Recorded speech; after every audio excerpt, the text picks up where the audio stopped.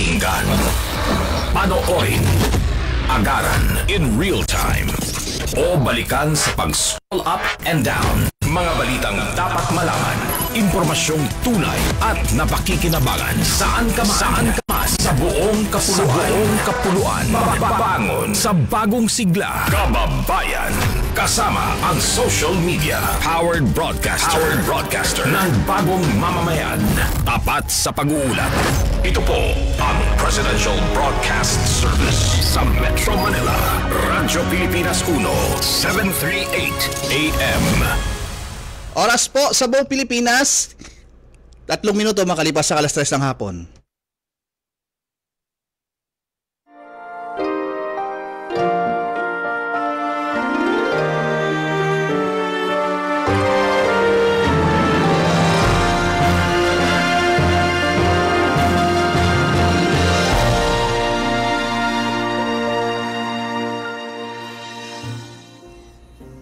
Isang magandang hapon po sa inyong lahat at welcome po tayo sa ating programang Kalinga Hatid ng Red Cross sa Radyo Pilipinas.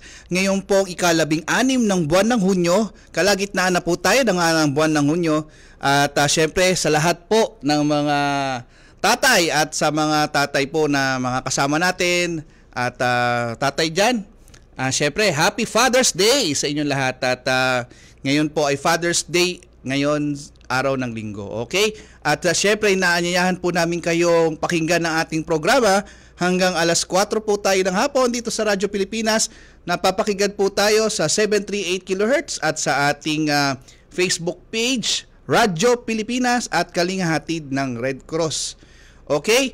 At syempre tayo ay napapanood din sa TV Plus Channel 3 at For the Box Channel 45 to 49.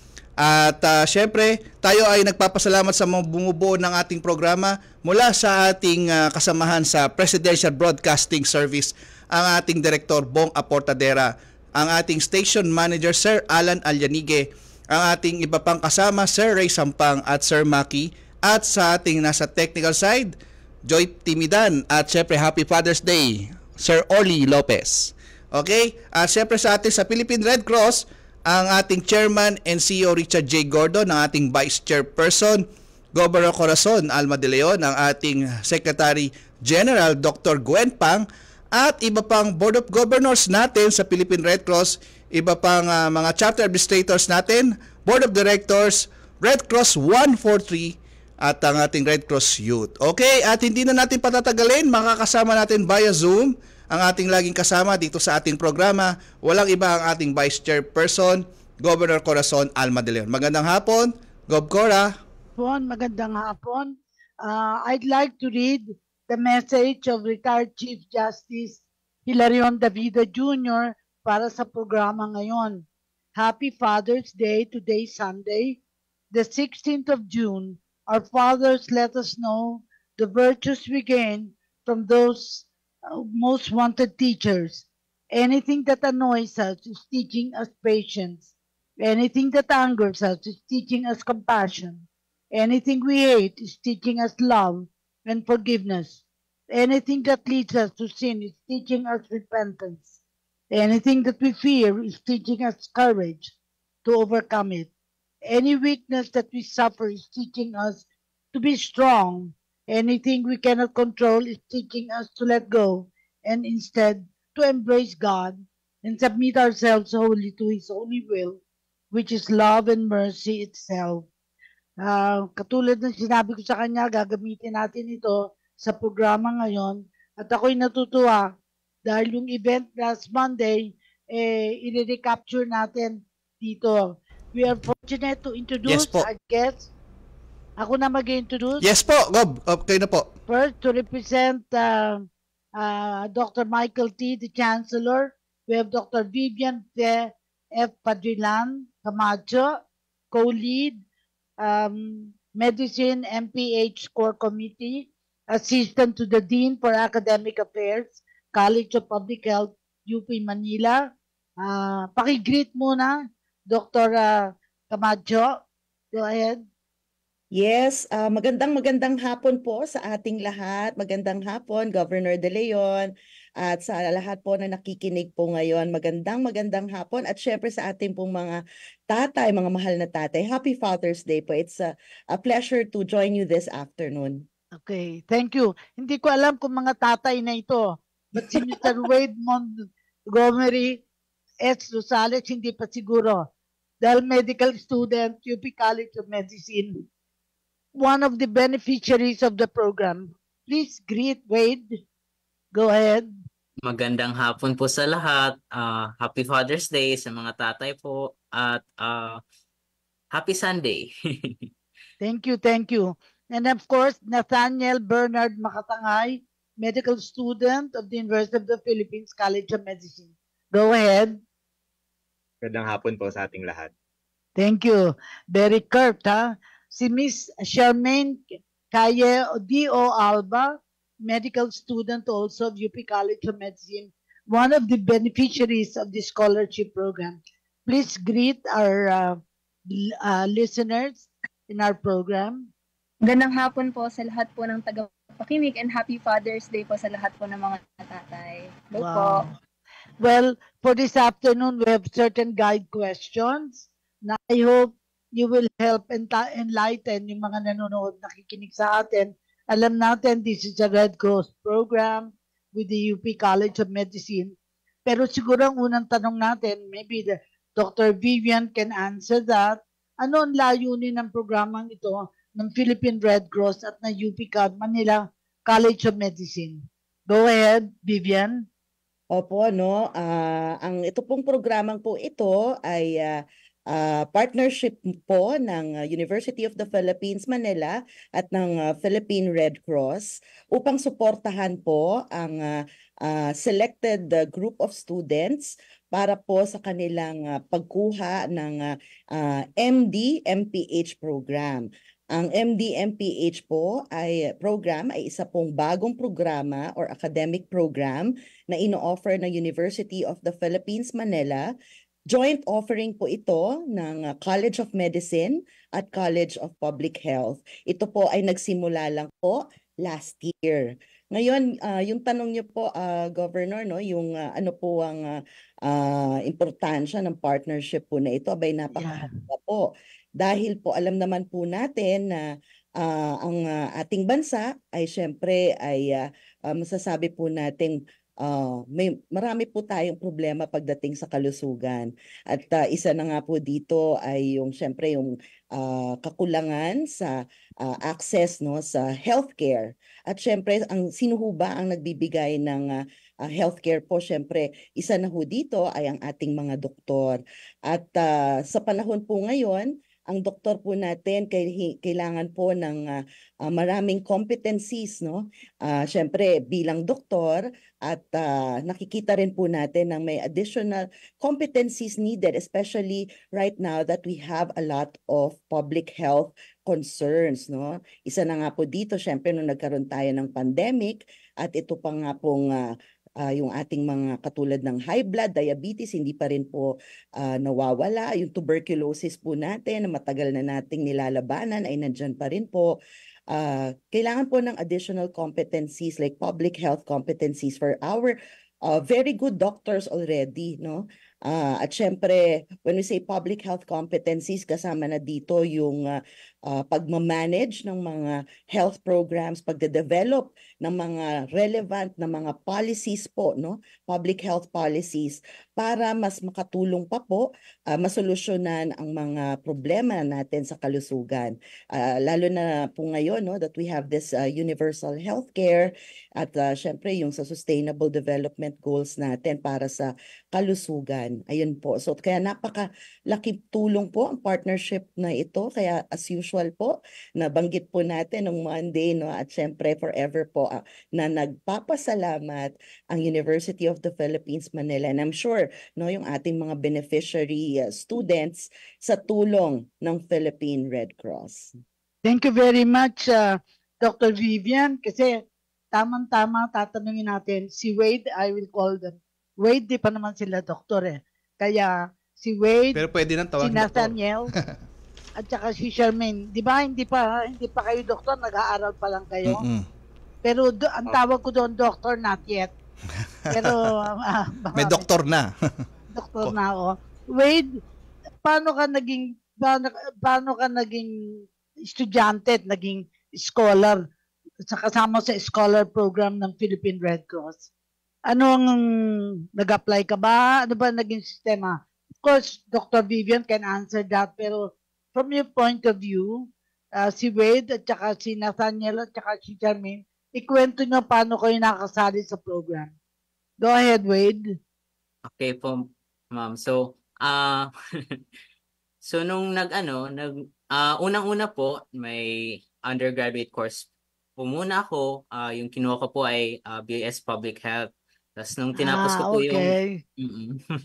Tapos nung tinapos ko po yung 4 years po, nag-apply po ako sa UP College of Medicine. Nung time na yun po, yung iniisip ko lang po na mga scholarships ay yung sa government at yung sa alumni. Kasi Yes. iba po kasi yung sistema ng scholarships po sa medical school, unlike sa undergraduate courses na mas mauna mong makukuha yung scholarship bago ka makapag-finalize kung anong course po yung kukunin mo. Sa medicine po kasi kailangan ma-admit ka muna sa school. Tapos, kung ano po yung available na scholarships mo ng school, saka ka po mag-a-apply. Saka ko lang po nalaman na natanggap po ako ng PRC nung pagkatapos ko po mag-apply kasi wala po kasing specific na scholarship po yung application namin. Pinabigay lang po muna yung information ng family at ng background namin mismo. At saka lang sila magno-notify kung ano pong scholarships yung eligible po kami. So talagang nagulat po talaga ako na nakatanggap po ako ng email na you are Kabilang qualified. ka. Ano po? Kabilang ka sa nakalista. Opo, talagang nagulat po ako doon na may bagong scholarship po pala ang PRC. Talagang tuwang-tuwa po ako noon. Talagang hindi na ako nagdalawang isip na tatanggapin ko na po. Kami din, we are proud to showcase. No? Kaya tama-tama si Nathaniel, kasama din dito. Bali, 3 kayo ngayon. But there are others, kaya lang hindi kasama sa interview ngayon. Perhaps later, pag medyo nagbubunong braso na sa studies, malalaman natin how you are faring. I'd like to ask Nathaniel, Bernard Makatangay, taga saan ka ba? At bakit ka nag-aral ng medicine sa UP, College of Medicine? Go ahead, Nathaniel. Hello po. So ako po ay Tubong, Batangas City po. Wow. Lumipat po ako dito sa Maynila para mag-aral po ng yung aking pre-medical degree, yung undergraduate degree ko po ay nursing sa UP Manila din po. At napag-isipan ko din po kasing mag-aral ng medisina. Una po kasi ang isa sa mga nagtulak sa akin ay yung kasalukuyang estado po ng serbisyong pangkalusugan natin. So nabanggit po sa amin ni Chairman Gordon ng PRC na humigit kumulang 20 taon bago po natin mapunan yung pagkukulang natin sa mga doktor, mahigit kumulang 12 taon yung kailangan din para punan yung pagkukulang sa ating mga nurses. So isa po ito sa mga nagtulak po talaga sa akin na ay baka kailangan maging kapakinabang po yung kurso na kunin ko. So kaya po yung medical track po talaga yung napag-isipan kong maging profession ko sa hinaharap. Alam mo, habang nagsasalta kayo, kinikilabutan ako Kasi naalala ko si Johnny Flavier, nakasama ko sa cabinet ng Secretary of Health. Kaya ako ngayon parang napapaiyak na ako just talking about it na may mangyayari na sa need. No? And of course, Charmaine is one of those na beneficiaries din ng program. Gusto ko din siguro malaman mga taga-saan and ano ang position ng parents, no? Bakit nagkaroon kayo ng pagkakataon na maging scholar? Kasi merong iba ayaw ng mga magulang na sasabihin malaki requirement. Gusto namin makapunta kayo kagad sa Amerika. Di ba? Definitely dito sa programang to, ayaw natin, gusto nga natin makatulong sa bayan. Ikaw, Charmaine, anong story mo? Hello po. So, ako po, Tubong, Bulacan po ako. Malolos, Bulacan. So, yung tirahan ko po, para po siyang coastal community po. So, Barangay Calero, Malolos, Bulacan. So, nung una pa lang po, nung mag-a-apply po ako sa medicine, ang malaking inspirasyon ko po talaga kung bakit po ako gusto kong mag-doktor is yung first hand ko pong experience na yung mga kamag-anak ko po at saka yung mga taga dito po sa community po namin, wala po silang maayos na access po sa healthcare. So, yun po yung nagtulak po sa akin na magpatuloy po. And malaking pasasalamat ko po sa PRC kasi natulungan po kami nila na makapagpatuloy po ng pag-aaral ng medicine. So, yung tatay ko po kasi isa po siyang mangingisda, tas yung nanay ko po housewife. So, syempre po, bilang isang ordinaryong estudyante lang, mamamayan, mahirap po para sa amin na parang mapagpatuloy po yung pag-aaral ng medisina kasi alam naman po natin na malaki pong gastusin yon. So, nung nung nakapasa po ako ng UPCM, talagang tinlano ko po na makapag-apply po sa mga scholarships. And yun po, sobrang saya ko po na nakapag-offer po sa amin yung PRC kasi malaking tulong po talaga siya. And yun po, kung papalarin po ako in 3 years po, ako po yung unang doktor po sa pamilya at unang doktor din po sa community. So, malaking parte po yung pinlay po ng PRC po doon sa magiging daan po para makatulong po ako dito sa community po kung saan po ako nakatira. So, yun po. I am sure Chairman Gordon is so proud of this particular interview dahil narinig mismo ang boses ninyo bakit may kahalagahan ang pag-aaral ninyo. Pero siguro ang tanong, sa kasalukuyan ba, ilan ang nag-aaral sa UP? Kasi maraming schools of medicine sa Pilipinas, hindi lang naman UP, pero palaging ang iniisip ng mga tao, sagad na sagad talaga sa UP. Kasi parang masikip bago makapasok. At the same time, even if you have scholarship, masasabi natin, kulang at kulang pa rin dahil sa halaga na kailangang itulong dito.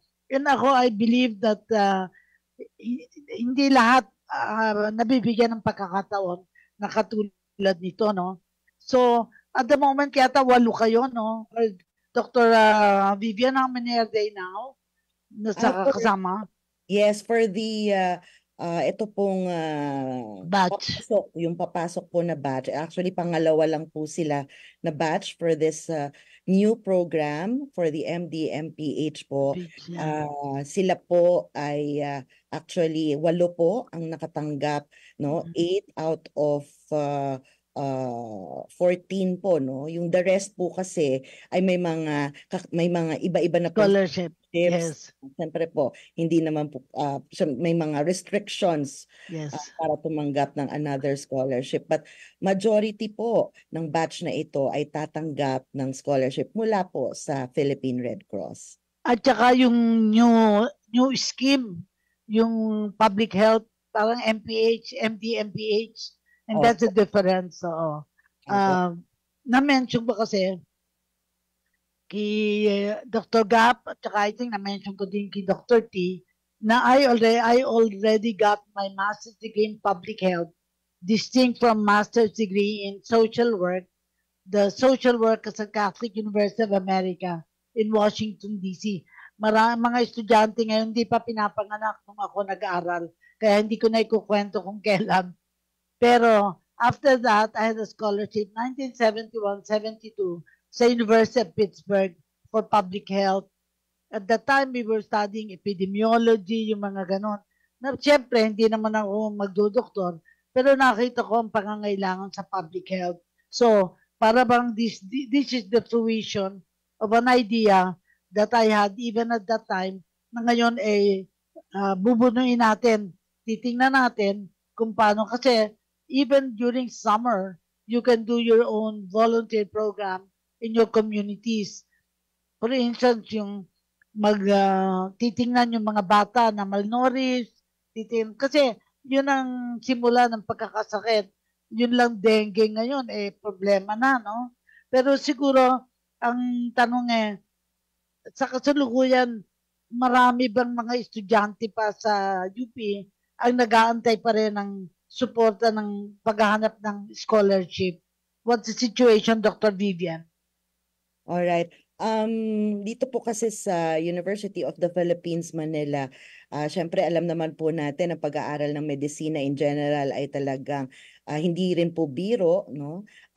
Kahit sabihin pa ay UP, baka medyo mas mura po yan kumpara sa ibang schools or mga paaralan po or universidad.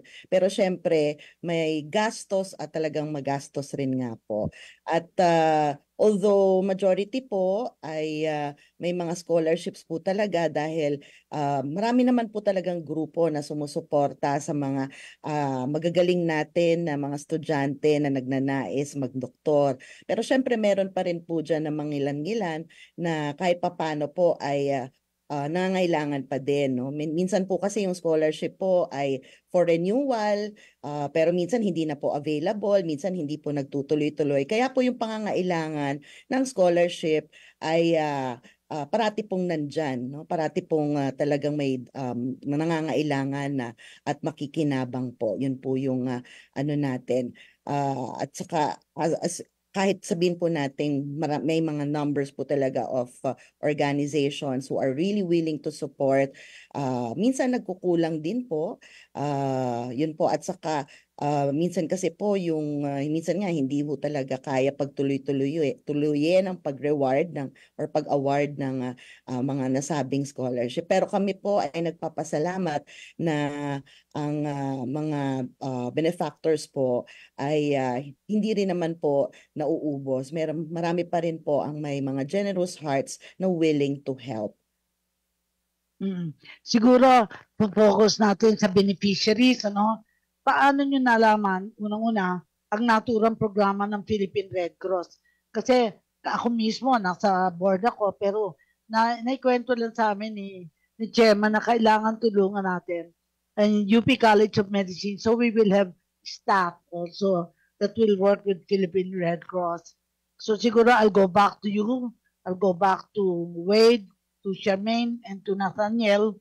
Paano nyo nalaman ang naturang programa ng Philippine Red Cross? Start muna sa inyo. Wade, go ahead. Sige po. So, gaya po na nakwento ko po kanina, saka ko lang po nalaman nung nakatanggap po ako ng email mula sa Kolehiyo ng Medisina na qualified o natanggap po ako sa scholarship ng PRC po. Siguro bahagi din po na to ng mga karanasan namin bilang mga first batch ng MD scholars ng PRC po. So, bago po kasi ako nag-apply sa UPCM, gaya na nakwento ko po kanina, yung government scholarships at yung alumni scholarships lang po yung alam ko. Yun ang tinatap mo. Yun ang gusto mo sana. Mas malaki ba yun? Mas malaking scholarship doon? Hindi naman. Hindi naman po. Pero pareho lang po. Pareho lang. Oo. Anyway, so nangyari na, ang tawag sa'yo, kagulat-gulat na nakatanggap ka ng letter, surprise, no? Kasi alam mo sa abroad, ganun din naman eh. Tatanggap ka na meron palang scholarship, in-apply ka ng school. Walang kinalaman ng estudyante, ang school talaga ang naghahanap. How about you, Nathaniel? Ano nangyari sa'yo? Paano ka nakasali? Sa kaso ko naman po, ma'am, hindi po ako kasama dun sa PRC beneficiary sa kasalukuyan. Nabigyan po ako ng oportunidad na mapasama sa scholarship ng aming alumni. So nalaman ko din naman po na meron din po talagang PRC program sa scholarship. Bago pa lang po din ako nakapasok sa UP College of Medicine. So nung nag-apply din po ako, may mga iba't ibang scholarship grants na din po na inilatag yung kolehiyo na pwede pong maming applyan.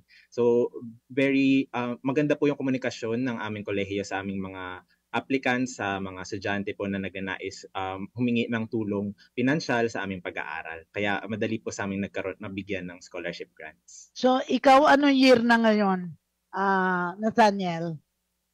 Third year medicine proper. Third year. So you have 2 more years. Yes po, opo.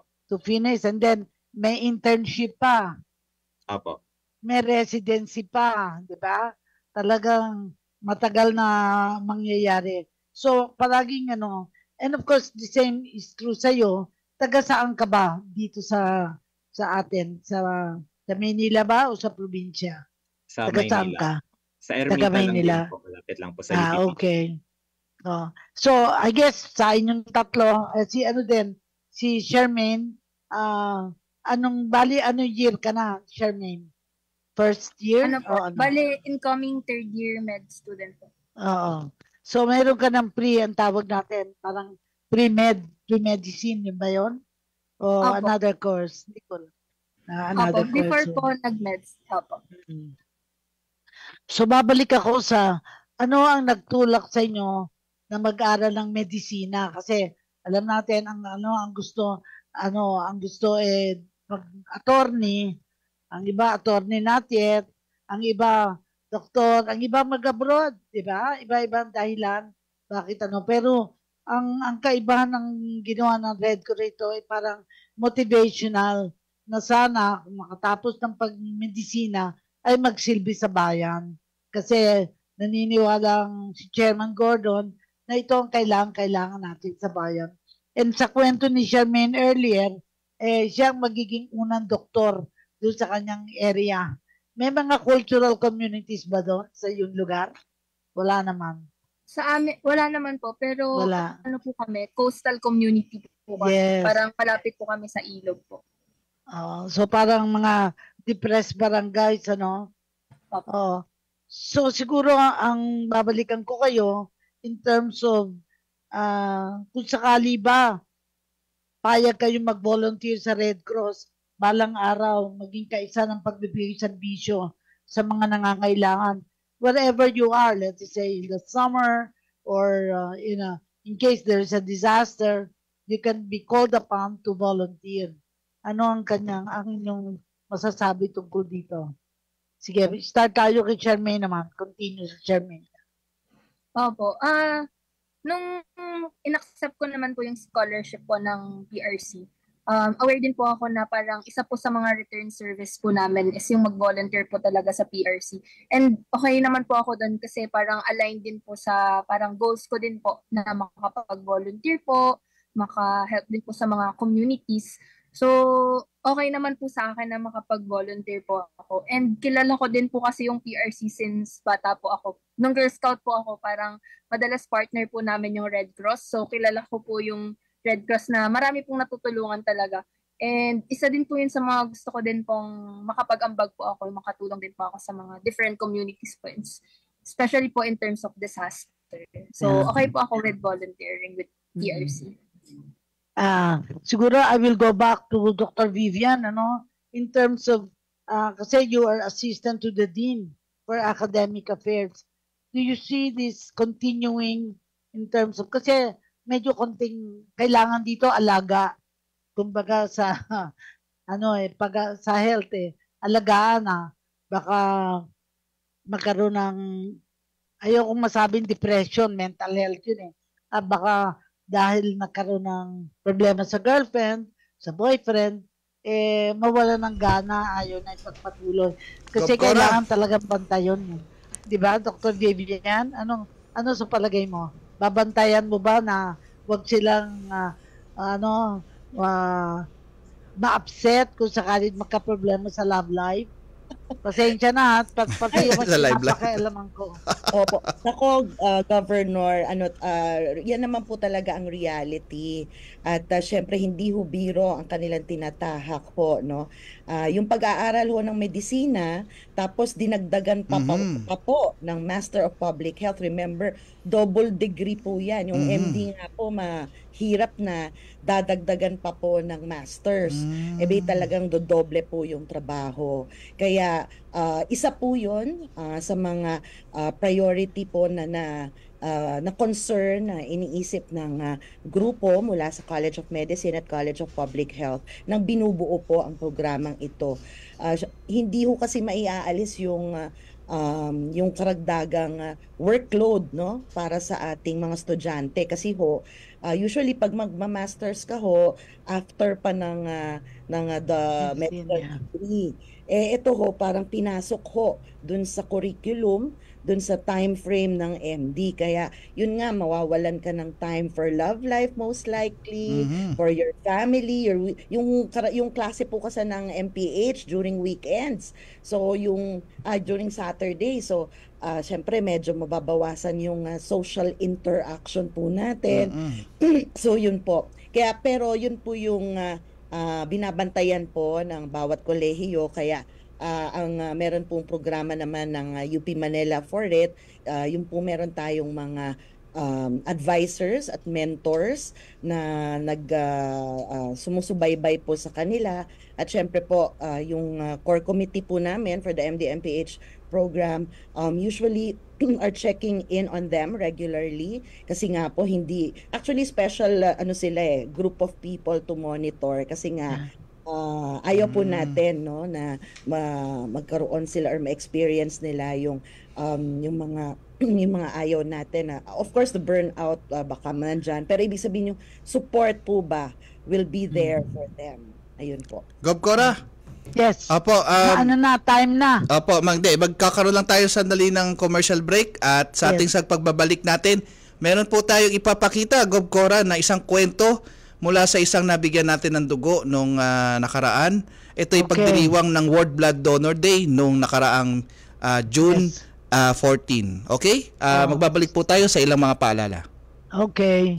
Sa serye ng paghahatid ng pamahalaan ng Presidential Assistance sa ating mga kababayan, sunod na binisita ni Pangulong Ferdinand R. Marcos Jr. ang Digos City, Davao del Sur at Tagum City, Davao del Norte. Sa Digos City ay ipinakilala ng Pangulo ang makabagong paraan ng pagsasaka para maparami pa ang ani doon. Meron po tayo mga na-develop na bagong teknik ng pagsaka. Isa doon ang alternate wetting and drying technology na napakaganda ang naging resulta sa ibang lugar sa Pilipinas. Nakakaabot, sinasabi nila, yung irrigated areas, pag ginamit itong wet and dry technique, ay umaabot daw sila hanggang 12 tons. Yung pinakamalaki, 14 tons per hectare ang kanilang inaani. Bukod pa sa tulong pang-agrikultura, pinauunlad na rin ng gobyerno ang infrastruktura sa Tagum City para mapabilis ang pasok ng kaunlaran doon. Isa na rito ang kaabang-abang na pagtatapos ng Mawag Maragusan Caraga Road, ang Carmen Tagum City Coastal Road, ang Tagum City Bypass Road, at ang pinaka-aasam na Mindanao Railway Project Phase 1. Bukod po riyan, ating itatayo ang 7-story hospital na magiging Davao Regional Medical Center sa Apocon, Tagum City. Para sa iba pang mga balita at impormasyon, manatiling nakatutok. Tapat sa pag-uulat, Radyo Pilipinas. Bilang haligi ng tahanan, siya ang nagsisilbing lakas ng lahat. Una ang pamilya, huli ang kanyang sarili. Kahit pagod galing sa trabaho, di nawawalan ng lakas para sa anak. Kaya ngayong Father's Day, cheers as we celebrate all super tatays. Sa lahat ng inyong effort at hard work with love, thank you. Happy Father's Day mula sa Presidential Broadcast Service at Radyo Pilipinas.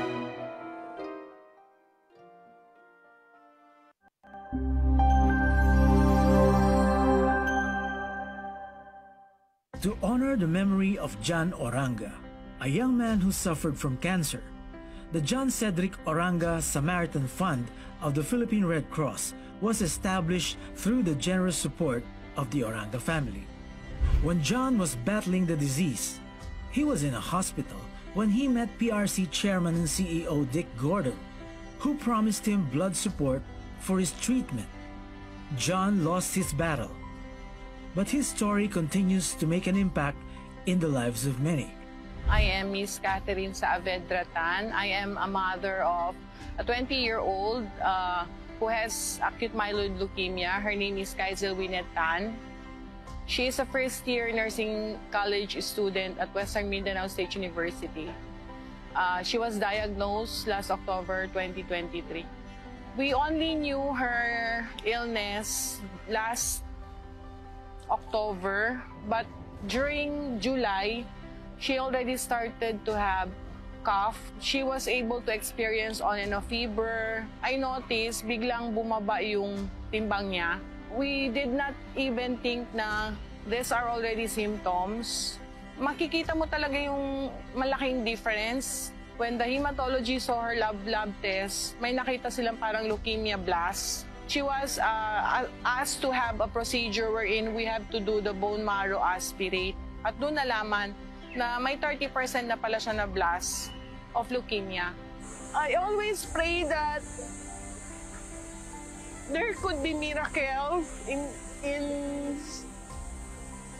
saving my daughter's life, because knowing acute myeloid leukemia, there is no cure. I already surrender everything to Him, but all I'm asking is one day there could be a miracle that she will still be with us. The Blood Samaritan program, spearheaded by the PRC National Blood Services, aims to support indigent patients in need of blood transfusion by covering their blood processing fees.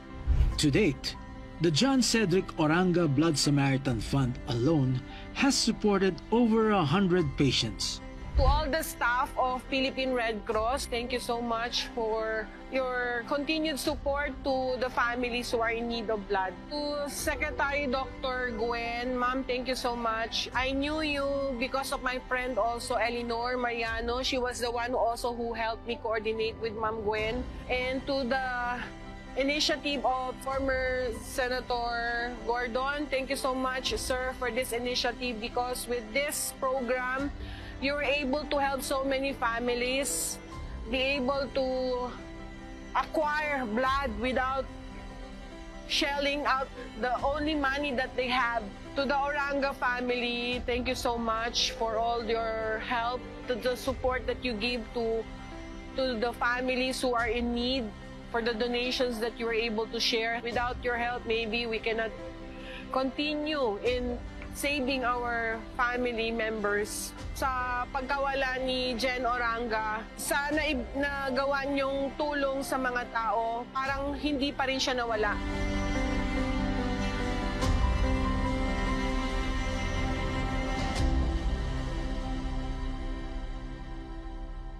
Ang hinatid po sa inyo ng ating Philippine Red Cross Communication Department. Isa po sa mga naging donor natin ng Blood Samaritan Program, ha.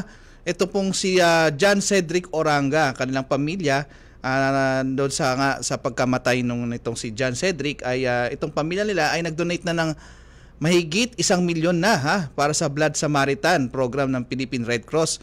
At ito nga nakaraang Friday, tayo ay nagkaroon ng kanilang turnover ng kanilang donation para sa Blood Samaritan Program. Dinagdagan nila yung 500,000 na donation nila, naging dinagdagan nila ng 1 million, kaya 1.5 na po ang kanilang na-donate para sa Blood Samaritan Program natin. Gov Cora? Siguro magandang opportunity kung merong fundraising, pwede ding maisip ng College of Medicine o College of Public Health na mag-isip ng mga programa, concert or whatever, na makaka-raise ng pondo para sa Blood Samaritan. Isa lang yun sa pwedeng magawa. And I think also participation in Red Cross activities will be something that will also be welcome. Yes po. So, I'll go back to Dr. Vivian kasi siya ang co-lead dito sa programa na ito. Sa aming palagay, very interesting kung pwedeng ma-harness sila pag may mga disaster as Red Cross volunteers, kasi scholar volunteers, parang yun ang nakikita natin, na maaaring mamobilize. Ano ba? Kasi mahalaga, ano ba hilig nila? And they can also be trained na yung life support, meron makakatulong din ito. Ano sa palagay nyo, Dr. Vivian, kaya ba nating matrain sila? Or in addition, siyempre, magaling na sila. Merong nag-graduate pa nga ng nursing, di ba? Si Wade ba yun? Nag-graduate ng nursing? Nag-graduate ng nursing? Nathaniel po. Nathaniel. Nurse na, magdodoktor pa. Marami din akong nalalaman. Marami itong maaalagaan. Yes. Talagang So, I think volunteerism is another way to mobilize the students in their own communities. Hindi naman kayo lalayo o kaya kasi nasa Philippine General Hospital naman kayo. Yung mga activities sa Manila chapter, makakatulong din kayo. Yes. Medyo Meron pa ba tayong time? Meron pa po tayong mga 10 minutes sa Gob. Okay. Yung 10 minutes na yon, I'd like each one of you to share your dreams. Ano ang dream ninyo? And I will also ask Dr. Vivian, ano ang dream niya dito sa ating scholarship program nito? Yan. I'll begin this time with Jermaine. Nasabi mo na kasi kung anong gusto mo, the only doctor in your area. Yun. Pero ano pa yung gusto mong, di ba, ang mga doktor gusto din maka-travel abroad para matuto sila ng the latest, kumbaga, latest sa abroad. Expertise. I think okay naman din mag-travel abroad, pero not to stay, but to serve our country. Sige, I start with Jermaine. Ano ang dream mo? Let's end with the dream because dreams are very important to carry out in your lifetime. Go ahead, Charmaine. Anong gusto mo mangyari sa buhay mo?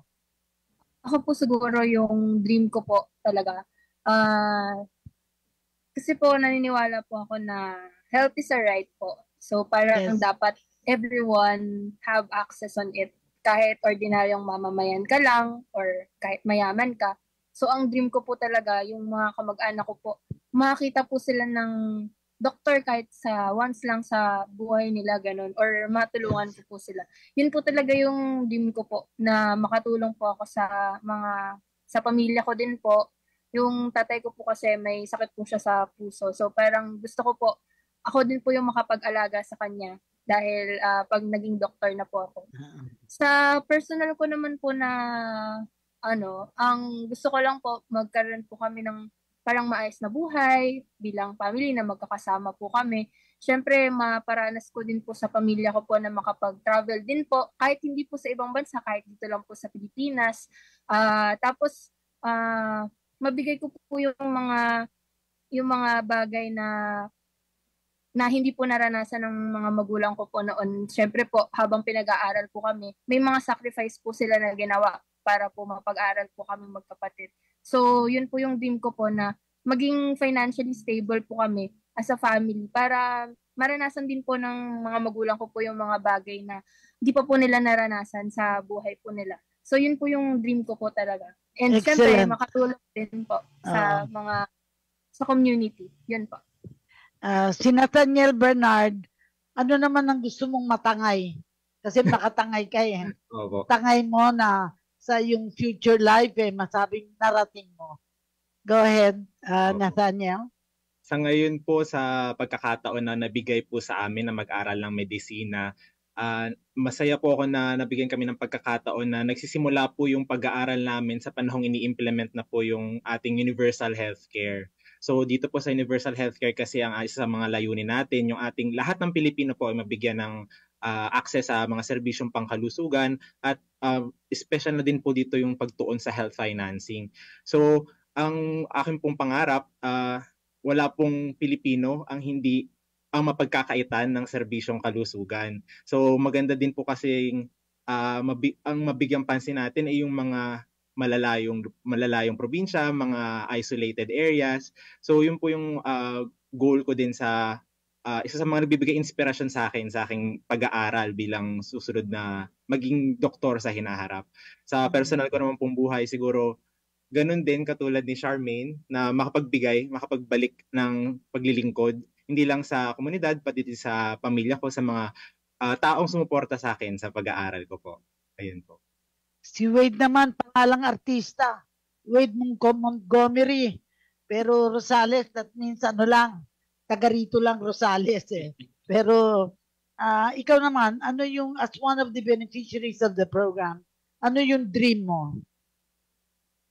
Yung dream ko po ay maging isang doktor na mabuti at magaling, na may malasakit po sa kapwa-tao, at maging isang bahagi po ng healthcare system po na accessible po sa lahat ng Pilipino at talagang kung saan na-address po ang lahat ng pangangailangan nila, na prevent po yung sakit, kung saan talagang na-achieve na po natin ang mga gusto development natin. goals po. Yes. At ang mga gusto natin. Kung saan nakakamit po ng mga Pilipino ang gusto nilang makamit at hindi sila hold back ng kanilang health po.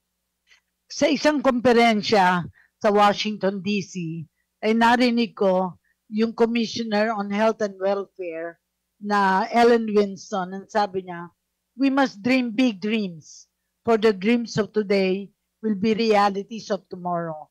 Sana yun din ang maging isipan ninyo, na hindi naman masamang managinip ngayon, pero ang gusto natin, mangyari yung panaginip ngayon. And I think si Dr. Vivian will share this, dahil naniniwala, ang middle name pa niya is Fe. That is faith, di ba? Naniniwala ako na sa panggitan ng pangalan mo ay as co-lead, you will realize the dreams of these students.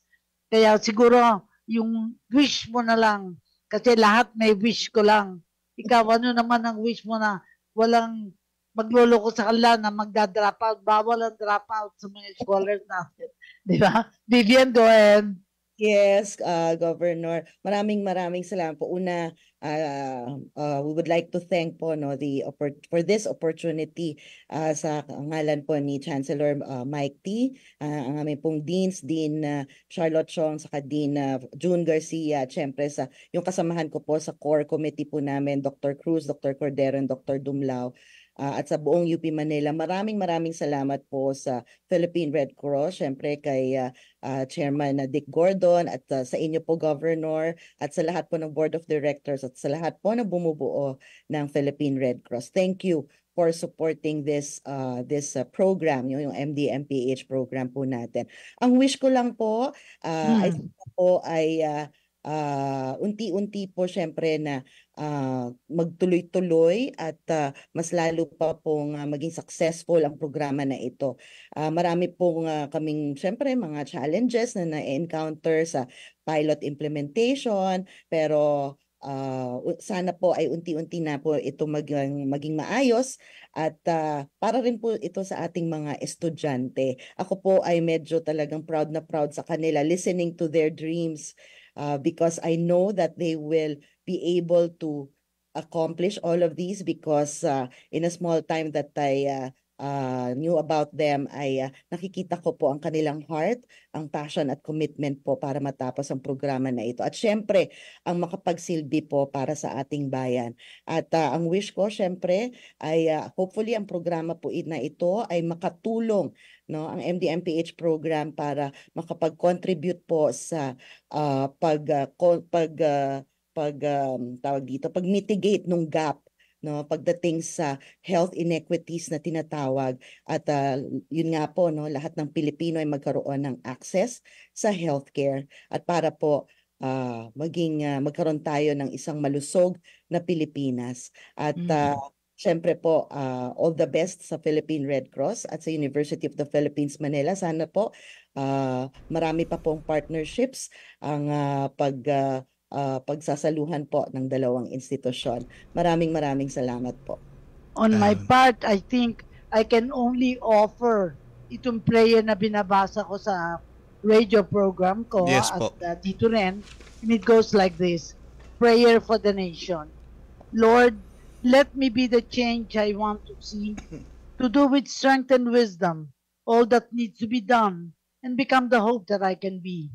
Set me free from my fears and hesitations. Grant me the courage and humility. Fill me with spirit to face the challenge and start the change I long to see. Even if I'm not the light, I can be the spark in faith, service, and communion. Let us start the change we want to see, the change that begins in me. Sa inyo magsisimula ang pagbabago, at mararamdaman niyan sa universidad, sa UP, sa inyong mga pamilya, na mayroong pagbabago nangyayari sa inyong komunidad. Ito lamang, at maraming salamat sa inyong pag-participate sa ating Sunday program, and I hope ay magkikita tayong muli sa other activities ninyo, na maanyayahan tayo at maalala na once upon a time ay nagkaroon tayo ng episode na ganito, na sa isang paniniwala, sa isang belief, na magagawa natin lahat ng bagay kundi tayo nag-iisa. Maraming salamat sa inyo. At yan, nais nating pasalamatan ang bumubuo ng ating programa ngayon at mga nakasama natin ngayong hapon. Siyempre, si Dr. Vivian Fe Padrilan Camacho, siya po ang co-lead, MPH Core, Committee Assistant to the Dean for Academic Affairs, College of Public Health, University of the Philippines, Manila. Si Mr. Wade Montgomery Rosales, Medicine Student, UP College of Medicine. Si Miss Charmaine K. Dio Alba at si Mr. Nathaniel Bernard Makatangay. At syempre, sa ngalan po ni Doc Mighty na dapat sana kasama natin pero siya po ay dumalo sa isang kasal. At syempre sina Dr. Chong, yan po ang gumubuo nitong ating programa kasama syempre si Dr. Gwen Pang at sa ating Vice Chairperson Governor Corazon Alma de Leon. At yan na po ang ating programang Kalinga Hatid ng Red Cross Radio Pilipinas ngayon pong June 16, Father's Day. Happy Father's Day po muli sa lahat. At kasunod na po ang programa ni Vance Fernandez Pulso ng Pilipino. At bago po yan, ang pagbabalita hatid po sa inyo ni Sir Albert Sebastian. Ito po si Edison Enriquez. 7 minuto bago mag alas 4 ng hapon. We know